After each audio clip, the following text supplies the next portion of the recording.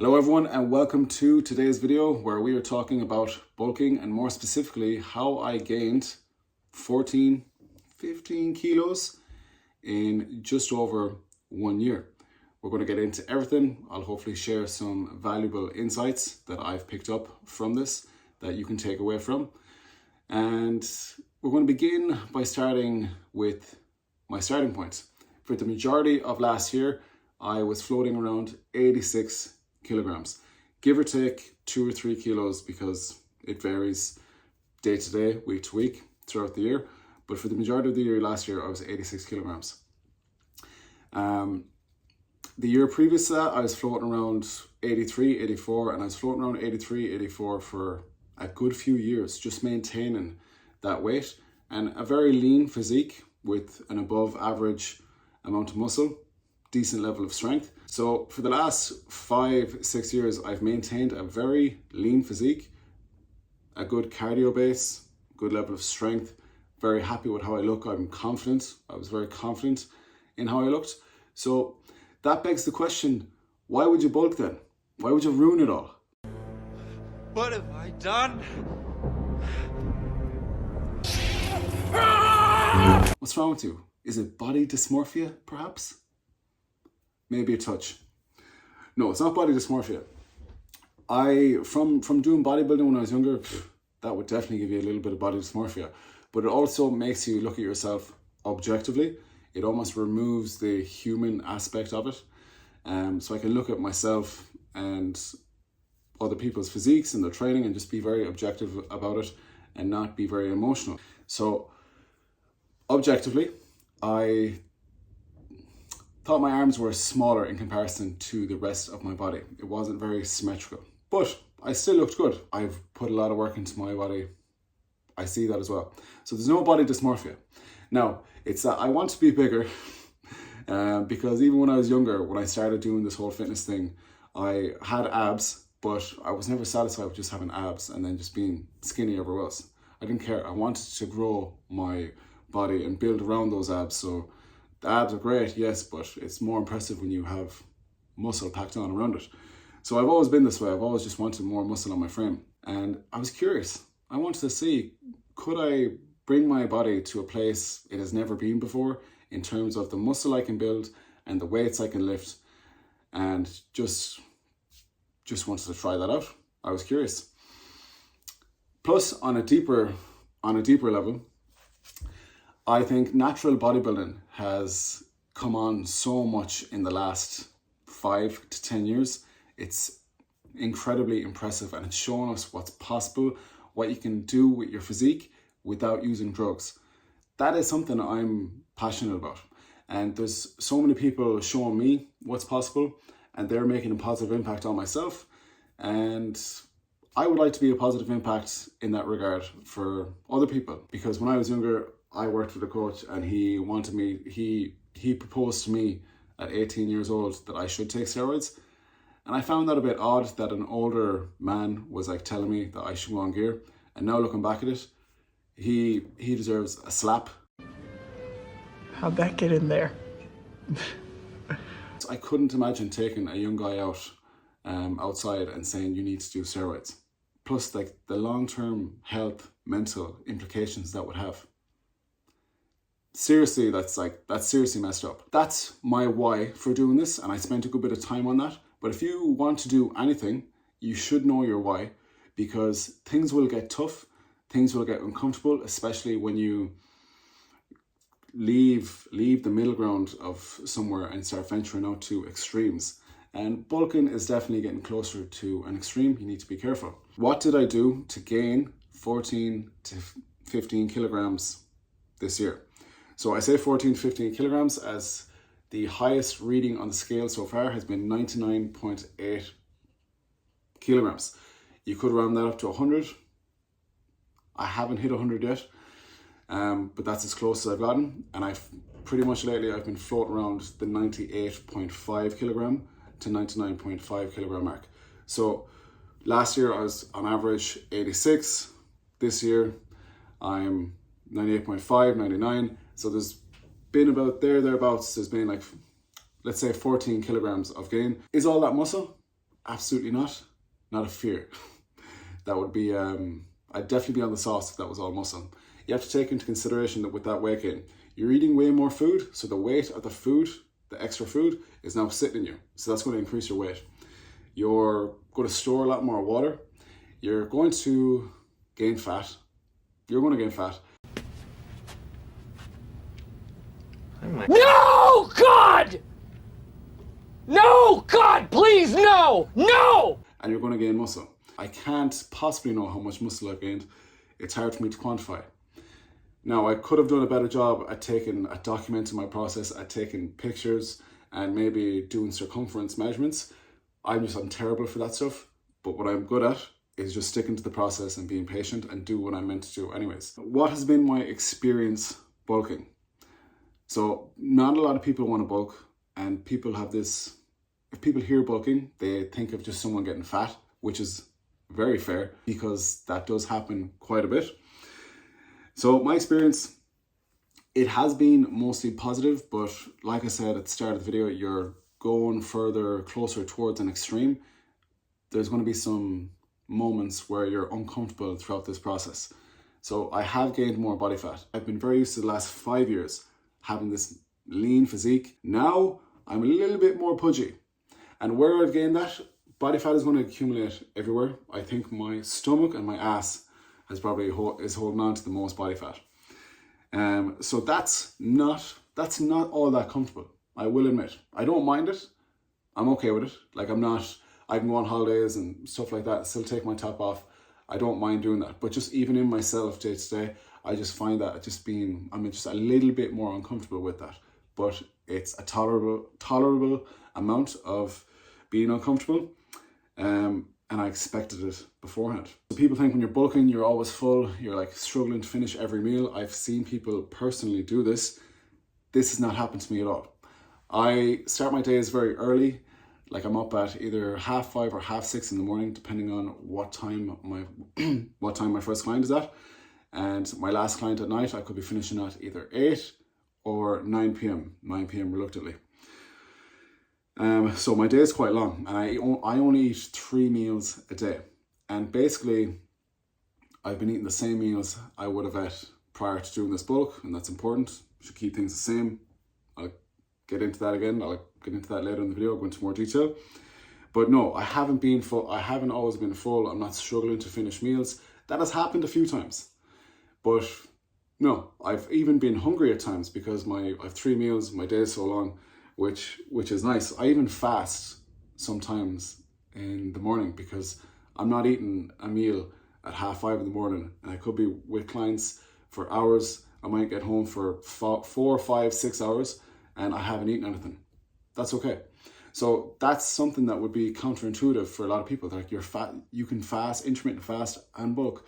Yeah, of course you can, because people who try to lose weight and do intermittent fasting and think calories don't count and then consume about 4,000 calories in the evening, just because it's in that window, just because you haven't eaten all day and you're eating within that limited window, you can still go over your calories. Of course you can do it when you're bulking. The worst thing for me, the most uncomfortable thing about this for me, and could be erring on the side of TMI, but I'm going to be as transparent and honest as I can be in this video, is the amount of times I've had to go to the toilet.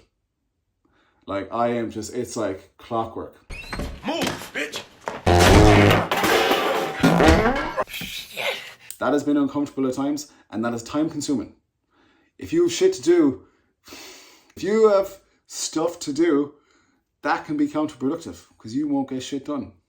Well, different type of shit.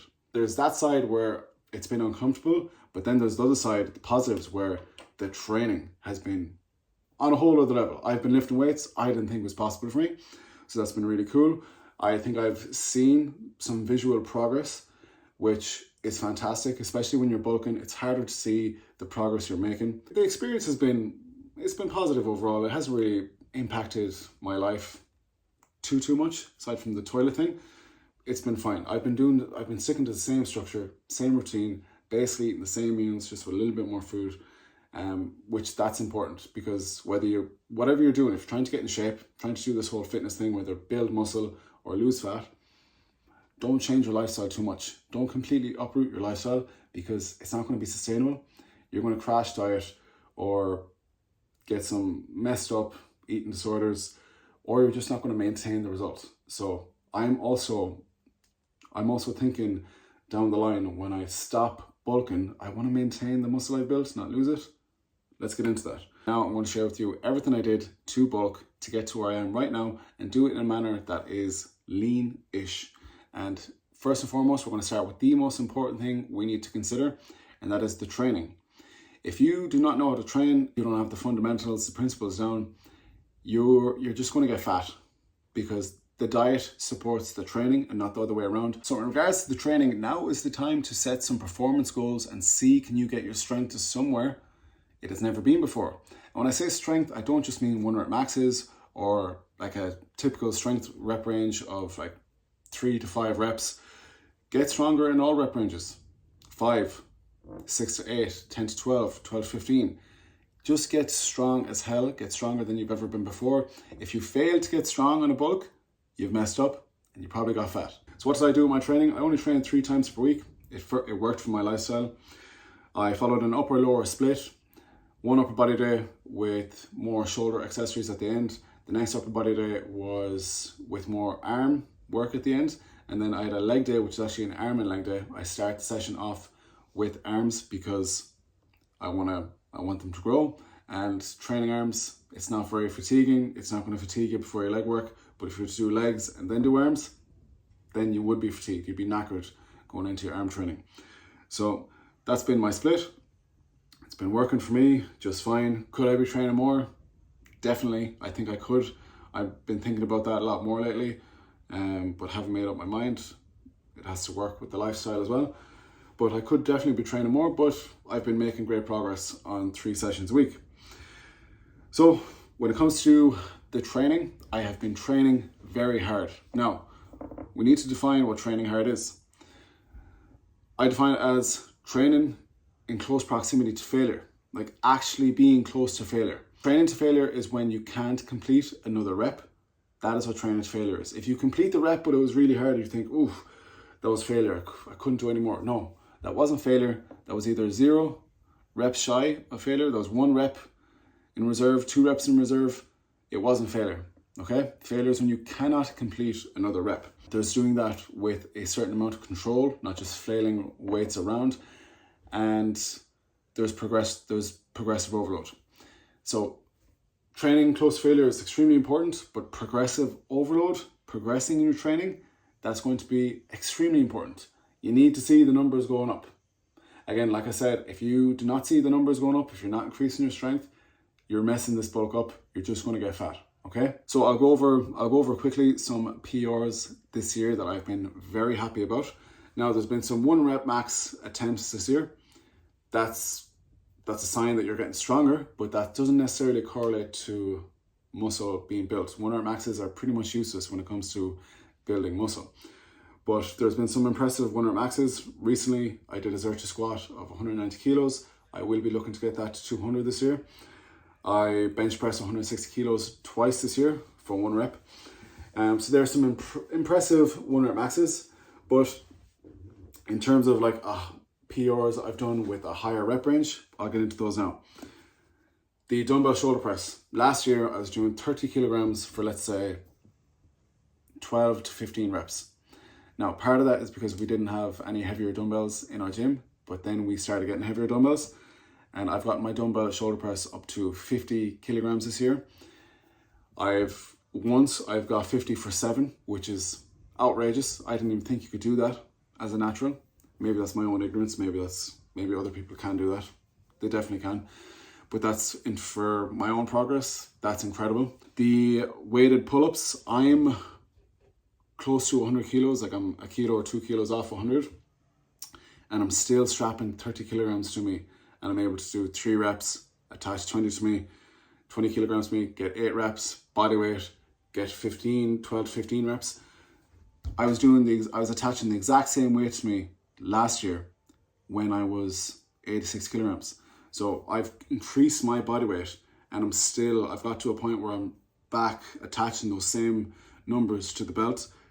That is massive progression. I got my dumbbell ladder raised to 25 kilograms for a set of like I don't know, was it 8 to 10? Arguably too heavy, but you need to progress. You need to progress. They were going like the 12s move, 15s move, 17s move, 20s move, 22s move. Get up to the 25s. Try them out. Okay? Try them out. If the technique is decent, not perfect, but it's decent, give them a go. The first time you do it, it's obviously not going to be pretty. The next time you do it, you can hopefully tidy up things a little bit more. Now, in saying that, I think I've only picked up the 25s and done them once or twice. Because, you know, your strength, there's peaks and troughs. It dropped down for a bit. I've been traveling a little bit this summer as well, going on holidays and things, and that gets in the way of training sometimes. Life happens. But my last session, I was doing 22.5s for the first set on the lateral raise. So it's climbing again, and I will be looking to put those 25s back in my hand and do some stupid reps. He's going to take those dumbbells, horsecock massive lateral raises because he has freaking giant jacked shoulders. Everything's cyclical. You know what I'm saying? I've seen the most progress in my upper back. I've seen the most progress in my shoulders, my arms, and my glutes. Is it any wonder these areas come up when you look at some of the lifts I've gotten really strong at? For example, like my glutes, the Dietary squat, I've gotten up to 190 kilos. My ass has grown. It's no wonder the Dietaries are the culprit. My shoulders have grown. I'm shoulder pressing 50 kilograms for reps. I got 50 kilograms for 7 reps. Good technique, by the way. Haters might say that's not perfect, but I don't do perfect technique. I do really good technique. I control the loads and I lift heavy and I aim to progress. My upper back, I've been doing in the last 2 years, I've been doing obviously weighted pull-ups are phenomenal for your back as a whole, everywhere, lats and your upper back. But I've been doing a lot of chest supported rows where I'm really stretching the shoulder blades and pulling back, squeezing my shoulder blades together. I've been doing a lot of that and progressing, getting really strong on those movements as well. And my arms have grown, hopefully have grown, because I'm doing a lot more work with my arms. I'm trying to progress the lifts and I'm taking them close to failure and sometimes beyond failure. I've more so started implementing beyond failure the last month. But yeah, it's no wonder. Like, these lifts are the lifts that I'm really progressing on. There's a correlation with the areas that I'm seeing visual progress on in terms of muscle being built. So that just goes to show that if you get your numbers up, during a bulk, if you're lifting heavier numbers, if you're touching weights you've never done before, you will grow muscle tissue. Another thing I did was increase my volume. At the start of this bulk, I increased my volume. I started doing an extra set on every exercise for every session throughout the whole year. It's an extra set of me pushing really hard. That is strategic. And those 3 things, I haven't bulked in years. I've trained really close to failure. I've progressed in my lifts, 4 things, because this is the 4th one. And I've increased my volume. So those 4 things, be patient, give it time. You will see muscle growth occur, even if you're in a deficit, if you're in maintenance or you're bulking. Bulking is just going to speed up the process, hopefully that little bit more. Now, I could have done better in terms of tracking my lifts. This is a note I've put down. I haven't been tracking my lifts like on paper. I have with my bench press because I've been trying to get that 1 rep max up. But I have been I record a lot of my sets, so a lot of my training is recorded, and I have videos of me doing lifts. So I find it easier to just look back on that sometimes, and I can remember what I was doing before. But that's I'm justifying that. I would not recommend doing that. I would recommend writing down your program, sticking to the program, writing down your weights, and trying to beat the logbook, the weights you did previous. Trying to beat that all the time. It won't always happen, but try to do that. And it's easier to, it's so hard to remember what you did 3, 4, 5 weeks ago in the gym. You can't. There's so much going on. TikTok brains are mush. Write that shit down. So that's where I'm falling down. I probably could have better results at this point if I did that. So I've been doing cardio as well. It's absolutely foolish to not do cardio as you're bulking. That is an old school mentality. It's a myth that needs to die. You should stay active while you're bulking because it would help keep you a little bit leaner. It will keep you fitter. you just don't, that's like, if you stop being active, you're just going to get fat. You're probably just going to get fat really fast. And plus, it's not about body fat really. I'm just trying to keep the ticker healthy. I'm trying to keep my heart a little bit healthier. So cardio is very important for that. I've been just doing 1 session a week on a treadmill. I've been going for a run and then like maybe just doing some interval sprints on the treadmill. And up until about 7 weeks ago, I was doing jiu-jitsu once or twice a week. That gets my heart pumping. Haven't done that in 7 weeks. I've been focused more on lifting and other things. But in terms of training, that's the training part of the video. And I know that was a lot. If your goal is muscle building, training is the most important thing you need to take care of. Not your diet. Diet comes secondary, okay? When it comes to fat loss, diet is the most important thing. When it comes to building muscle, it's the training stimulus. You first and foremost have to send a signal to build muscle through your training. You need to get strong. If you're a natural lifter, you need to give your body a reason to change, and that won't happen by doing pissy reps. You need to grind. You need to let your face, you need to see it in your face, you need to feel it in your bones that you're training that hard, okay? Daddy, chill. Now we'll move on to the next thing. So, food. I haven't been tracking calories. Again, could I be in a better spot if I was tracking calories? Potentially. But I haven't been tracking calories for years. I'm just not willing to go back and do it now. But don't think you don't need to track calories. I've served my time. I did 2 years straight, every day, tracking my calories. I got very familiar with it. I learned a lot from it. I think too many people are hating on tracking calories lately. If you haven't earned the right, if you haven't actually done it, to hate on it. So go through a stint of doing it first. You'll learn a lot. So I haven't been tracking, but I've been very structured. Whatever I was doing last year, 3 meals a day, I'm still doing it now. And I still follow my same meal template. Like I said, I eat pretty much the same meals. My breakfast is the same all the time. I have the same breakfast every morning. I don't need to tell you what my foods are. That's not important to you. But I have the same breakfast every morning. Then like my lunchtime meal is something quick. It's usually like a protein shake and something fast, like banana, could be cereal, whatever. And then nighttime is usually like a dinner meal. It's carb source, vegetables, meat. I've been following that. That's like my template I have for myself. It just works for me. I like it. But what I have done is I've either made those portions bigger or just added little bits to my diet to ensure I'm eating more. So I've added like more. If I've been cooking with 1 calorie spray last year, I'm adding more oil. If I'm getting a coffee, I'm getting a pastry. If I'm doing my shopping, I'm buying way more treats than what I usually would. Like I'm buying like Kinder Bueno bars, peanut butter cups, Biscoff's bread. That's all going in the shopping now. Biscuits, a lot of team. Like I'll have that dinner at nighttime. I'll probably have team biscuits at nighttime. During my session, I'm having intra-workout carbs. So something like a Lucozade Sport might be like only 250, 300 calories, but that's calories, it's liquid calories. It can go down very easy, you won't even feel it. I'm having that during my training sessions. So, and I'm like eating in the car and stuff, or like from standing up, I'll just like eat, which is like kind of like mindless eating. I'm doing all the things I would tell my fat loss clients not to do. I made that sound like I'm eating a lot of shite. I am, but I'm also having foods that are high in fiber, lean proteins. Like I'm getting my fruit and veggies in. I'm including that every day. I have like 2 to 3 servings of fruit and veg daily.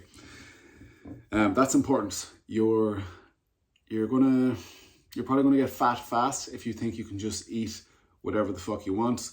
If like just get pizza all the time, ice cream, whatever, you're gonna get fat fast. Okay, and plus you won't feel great. So I wouldn't advise going for a dirty bulk, let's say. In terms of food, that's what I've been doing with my food, which begs the question then: how many calories? How do you know you're gaining if you're not tracking your calories? So now we need to move on to how do I measure and track my progress. So I have photos of myself last year. I've taken them like a front, side, back. I've taken all those shots last year. I will go, when I want to see the progress I've made, I'll go to the same spot and take photos again to see what visual changes are there. I'm also stepping on a scale. Not every day, but pretty much probably stepping on a scale 4 or 5 times a week in the morning, first thing. And I'm obviously seeing if the scale is going up, then I know I'm gaining. Now we need to look at it's not as simple as just seeing the scale go up, because it can go up too fast or it can go up too slow or not go up at all. So I was looking for, at the start of the year, I'd set out to gain 0.5 to a kilogram a month, and I did it way too fast. I exceeded that. So I had to pull things back a bit. It was actually late May, early June that I was already 98 kilograms, and at Christmas time I was 90 kilograms. So that's like 8 kilograms in 6 months, which was too much weight, and I felt it. I was actually like, so I was 98 back then. I'm pretty much sitting I was 98.5 this morning. Same weight. I feel so much leaner now because I hadn't earned it back then. I was very bloated. I definitely have a clip of me with my belly and it's just hanging out, or like my gut is just distended. It wasn't nice. I was probably more uncomfortable back then, to be honest, I was more uncomfortable probably at the start of the bulk than I am now. Because that was just too much weight gain, way too much. Like I definitely gained more body fat at the start of the year than was necessary. Compared to now, like I'm 98 now and I feel much leaner, feel much better. So I was gaining too fast. So I did end up pulling things back a little bit. I eat the same meals every day. I know I have a good idea of what I'm eating. I don't need to track my calories to know. Would be helpful, but I'm just not arsed. So I pulled things back a little bit. There was holidays as well coming up during the summer. I didn't cut, but I just pulled back a bit, and it was enough to reduce the bloat. So I've pretty much since late June, early July, up until now, well, no, not up until now, up until like the end of August, that was almost like a maintenance period where I did want it to be maintenance because I wanted to still eat enough calories to fuel the training and keep progressing. But I didn't want to do a cut just because I was getting uncomfortable and not just because I was going on holidays. I didn't care. I was thinking more long term than that. But I kept my calories around maintenance. Like, it was still a bulk because like it's definitely not my maintenance, but I was eating less. But I maintained 97, 98 consistently. And then the start of this month, September, I put the foot down again, started eating way more food. And then I've been seeing like the 99s, 99.5, 99.8. I've been seeing that now again. So the rate of weight gain is important to keep note of that. You're probably looking, for a beginner, like maybe a kilo a month is fine. For an intermediate, half a kilo is probably sufficient. In terms of recovery and supplements, you have to focus on sleep. Sleep is important. If you're getting shitty sleeps, you will feel tired the next day. You won't have enough energy to put into your session. It'll be subpar. You won't give yourself enough recovery time, so you might be sore for longer. And the muscle building process, it's going to happen when you are resting and recovering. In terms of supplements aren't the most important thing to touch on. However, I do find my supplement stack quite important for me because it keeps me from being sick.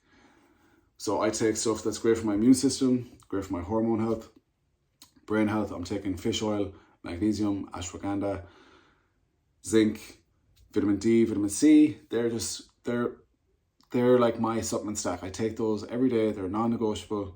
They keep me mainly from being sick. Because if you're sick, you're not going to eat right, you're not going to train, then you lose progress. And on top of that, I take creatine. Creatine monohydrate, I take that every day.